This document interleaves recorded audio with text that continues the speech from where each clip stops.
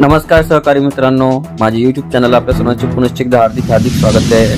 आपण जे सरकारी कर्मचारी असाल तर ही खास बातमी आपल्यासाठी आहे। महाराष्ट्र राज्य शासकीय सेवेत कार्यरत असलेल्या अधिकाऱ्यांसाठी तथा कर्मचाऱ्यांसाठी एक अतिशय महत्त्वाची बातमी ही समोर आली आहे।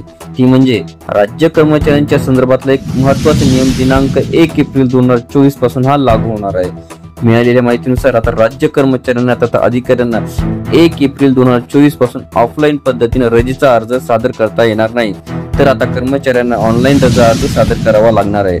अर्थातच आता नवीन आर्थिक वर्षात म्हणजेच आर्थिक वर्ष 2024-25 मध्ये राज्यातील सरकारी अधिकाऱ्यांना किंवा कर्मचाऱ्यांना रजा घ्यायची असेल तर त्यांना प्रचलित असलेल्या ऑफलाईन पद्धतीने रजा अर्ज सादर करता येणार नाही, तर त्यांना आता ऑनलाईन रजा अर्ज सादर करावा लागणार आहे। नवीन आर्थिक वर्षात हा राज्य कर्मचाऱ्यांच्या संदर्भातला एक महत्त्वाचा बदल राहणार आहे। सामान्य प्रशासन विभागाने याबाबतचे आदेश काल अर्थातच 28 मार्च 2024 रोजी निर्गमित केलेले आहे।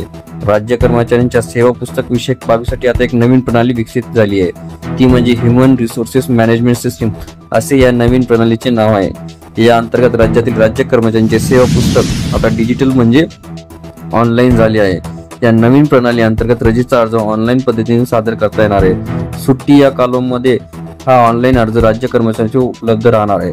खरं तर बऱ्याच विभागांमध्ये सुट्टीसाठी ऑनलाईन अर्ज करण्याची संख्या कमी असल्याचे आढळले आहे, मात्र आता सर्वांना सुट्टीसाठी ऑनलाईन अर्ज करावाच लागणार आहे। यानुसार संबंधित अधिकाऱ्यांना आणि कर्मचाऱ्यांना सूचना देण्यात आल्या आहेत। त्यामुळे आता नवीन आर्थिक वर्षात शासकीय कर्मचाऱ्यांना तसेच अधिकाऱ्यांना रजा घ्यायची असेल तर ऑनलाईन अर्ज करावा लागणार आहे। निश्चितच या नवीन सुविधेमुळे राज्यातील सरकारी कर्मचाऱ्यांना तथा अधिकाऱ्यांना मोठी सवलत उपलब्ध होणार असून त्यांना सहजतेने रजेसाठी अर्ज सादर करता येणार आहे। व्हिडिओ आवडले असल्यास नक्की लाईक, शेअर आणि सबस्क्राईब करायला विसरू नका। सध्या तरी आपण इथेच थांबूया, लवकरच आपण पुढच्या व्हिडिओमध्ये भेटूया। तोपर्यंत नमस्कार।